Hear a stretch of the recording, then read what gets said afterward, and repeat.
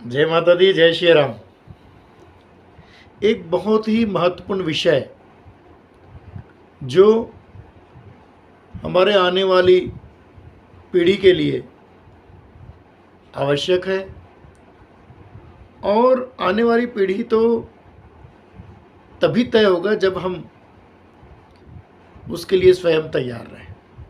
और बहुत ही दुख की बात है कि आजकल माता पिता अपने आने वाली पीढ़ी के लिए उतना सब कुछ नहीं कर पा रहे हैं जो कुछ उनको करना चाहिए।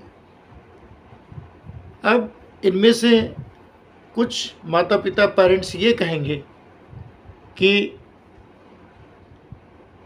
हम अपने बच्चे के लिए अच्छी पढ़ाई की व्यवस्था तो कर रहे हैं, अच्छे स्कूल में उनको दाखिला दिला रहे हैं, उसे अंग्रेजी पढ़ना लिखना सिखा रहे हैं, वह जब बड़ा होगा पढ़कर निकलेगा, उच्च शिक्षा प्राप्त करेगा तो बहुत अच्छे पोस्ट पर जाएगा, या अच्छी एजुकेशन ले लिया, मेडिकल इंजीनियरिंग कर लिया तो बहुत अच्छे पदों पर जाएगा और बहुत रुपए कमाएगा, उसे किसी चीज़ की कोई कमी नहीं होगी। सबका उद्देश्य आज सिर्फ रुपए कमाना हो गया है। भटक चुके हैं माँ बाप।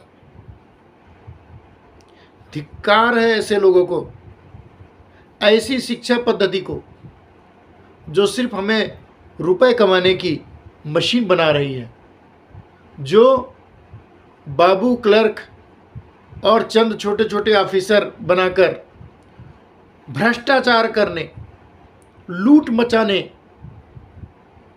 और ऐसे तमाम दुर्गुण हमारे दिमाग में भर रहे हैं। मैं आगाह करना चाहता हूँ, आप सभी सचेत हो जाए। अगर आज सचेत नहीं होंगे, आने वाली पीढ़ी आपको कभी माफ़ नहीं करेगी। बच्चों को ऐसी शिक्षा ना दें कि बच्चे सिर्फ पढ़कर रुपए कमाने, और वो भी गलत तरीके से रुपए कमाने का कार्य करें। धन आवश्यक है, लेकिन उसकी आवश्यकता सीमित है। जब तक आपका मन मस्तिष्क ठीक नहीं होगा, जब तक आपकी बॉडी शरीर ठीक नहीं होगा, तन मन से तैयार होना, आत्मा से तैयार होना आपको ज़्यादा आवश्यक है। आपने देखा होगा ऐसी कौन सी वजह है जिसके कारण आप बच्चों को तो सब कुछ तो उपलब्ध करा रहे हैं, बच्चों को दूर पढ़ने भेज रहे हैं, उसे एकांत में रहने दे रहे हैं, दोस्त यार के साथ मित्रों के साथ रह रहे हैं, और सब कुछ उपलब्ध कराने के बाद में, सारा कुछ देने के बाद में बच्चा जब पढ़ लिख लेता है तो उसे सिर्फ एक ही सीख दी जा रही है, एक ही शिक्षा दी जा रही है कि बेटा ये तुम पढ़ लिए, ये बड़ी कंपनी में तुमको बुला लिए गए, कैंपस इंटरव्यू में तुम्हारा सिलेक्शन हो गया, तुम अब ये 5 लाख 10 लाख 20 लाख 25 लाख जो है सालाना तुमको वेतन प्राप्त होगा, हमारा बेटा तो ये हो गया, हमारी बेटी तो ये बन गई। आपने कभी उसकी जिंदगी के बारे में सोचा है? कभी नहीं सोचा। आपने कभी ये नहीं सोचा कि उसका परिवार कैसा होगा? कभी नहीं सोचा। उस बच्चे के दिमाग से आपने परिवार, समाज, सबको बाहर निकाल फेंका है।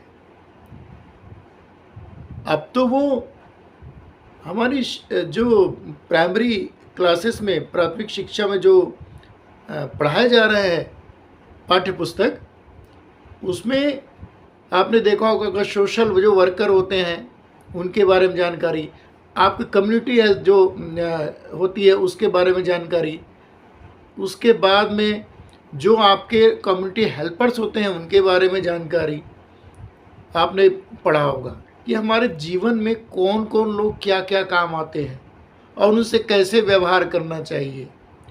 उनको मॉरल स्टडी पढ़ाई जाती थी, नैतिक शिक्षा दी जाती थी कि अपने घर परिवार में किस प्रकार से हम लोगों के सामने पेश आएँ, हम लोगों का आदर करें, कोई हमारे घर में आता है हम उससे कैसे व्यवहार करें। आज तो ये हो गया है कि आप किसी के घर में जाए तो ना किसी के बच्चे नज़र आते हैं, यहाँ तक कहना चाहिए कि अगर धर्मपत्नी भी किसी की निकल गई या परिवार के अन्य सदस्य निकल कर आपकी अवभगत कर दिए तो बहुत बड़ी बात है। आपको एक गिलास पानी और चाय मिल जाए तो और भी बड़ी बात है।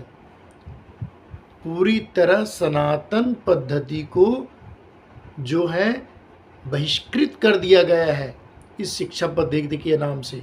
केवल बच्चों को ऐसी शिक्षा आप लोग दे रहे हैं जो उसे निर्माण की ओर नहीं, उन्हें जो है कहना चाहिए खात्मा की ओर ले जा रहे। निर्माण तो कर ही नहीं सकते, वो विनष्टीकरण हो रहा है, संस्कारों का विनष्टीकरण हो रहा है। मैं आप लोगों से हाथ जोड़कर विनती करता हूं, जितने भी हमारे नए जनरेशन के भी माता पिता हैं और अभी और जिनके भी बच्चे इस प्रकार से तैयार हो चुके हैं, आप लोग आज भी वह समय है, आज से शुरुआत कर दे।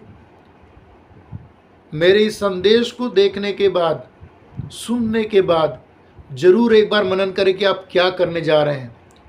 आपको फिर से कहता हूँ, धन दौलत ही सब कुछ नहीं है। आपने अपने बच्चे को तैयार किया, अभी बहुत सारी घटनाएं सुनने आती है, उनका पारिवारिक जीवन बहुत अस्त व्यस्त होता है, बच्चे फैमिली लाइफ जी ही नहीं पा रहे हैं। आप सब जानते हैं क्या कारण है उसके। आपने उन्हें कभी फैमिली के बारे में बताया नहीं तो फैमिली लाइफ जानेंगे कहाँ से। आपने उन्हें कभी समाज के बीच में ले गए नहीं तो जानेंगे कहाँ से कौन की मौसी है, कौन बुआ है, कौन चाचा है, कौन नाना है, कौन दादा है, कैसे जानेंगे।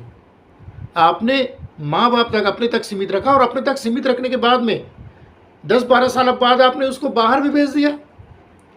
जब वो बाहर चले गए तो पूरी तरह बाहर ही चले गया, आपसे तो बहुत दूर चले गया वो, या चली गई। अब किस चीज़ की उम्मीद करते हैं। तैयार तो आपने किया, बीज तो आपने बोया, तो जैसा बोएंगे वैसा तो काटेंगे ना।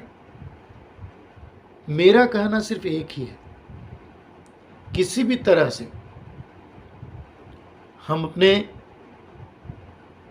पुरातन संस्कारों को ना भूलें। हमारे दादा दादी, नाना नानी, हमारे वरिष्ठ जो भी हमारे होते थे और जो उनके द्वारा जो परंपरा चलाई गई थी उसके अनुसार जीवन जिएं, संयुक्त परिवार रहें। संयुक्त परिवार रहने से इन सब चीज़ों पर नियंत्रण ज़्यादा होता है। केवल माता पिता के संरक्षण में रहने से बच्चा आगे नहीं बढ़ता, जितना कि वो संयुक्त परिवार में सीखता है, चीज़ों को समझता है, संस्कारों को समझता है, व्रत पर्व त्यौहार को समझता है। तो जब तक आपके बच्चे में ये सब, आपका बच्चा हो या मेरा बच्चा हो, जब तक उनमें यह संस्कार नहीं आएगा, वे अपने इन सभी बातों को नहीं समझेंगे, नहीं जानेंगे, उनको जानकारी नहीं होगी, तब तक उनकी कोई भी शिक्षा व्यर्थ है। सारे शिक्षा व्यर्थ हैं, सारी ज्ञान जो है व्यर्थ है। ऐसा ज्ञान क्या काम का जो आपके जीवन जीने में काम ना आए, जीवन को सफल करने में काम ना आए, आपका पारिवारिक जीवन सुखी ना हो उसमें जो है काम ना आए। सुखमय खुशहाल होना चाहिए पारिवारिक जीवन। शिक्षा ऐसी हो, शिक्षा ऐसी हो जिसमें आपका जीवन भली भांति चल सके, जिसमें आपका परिवार, आपके समाज, आपके लोग आपके साथ मिलजुल कर रह सके। शिक्षा किसी को विध्वंस नहीं सिखाती।